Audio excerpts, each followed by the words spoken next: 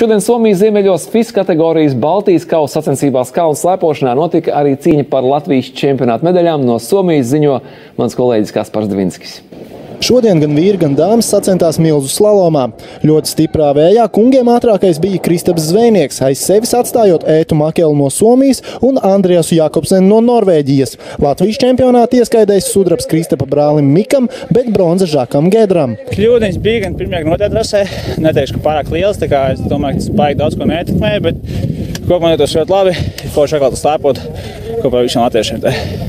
Dāmām uzvaru un Latvijas čempions titulu ieguva Lelde Gasuna. Otrā un trešā ātrākās bija norvēģietes Mariela Kufusa un Bertine Olsena. Jūtos lieliski, jo cīnījos līdz beigām, jo katrs vārds bija izšķirošais, un es esmu tiešām ļoti priecīga.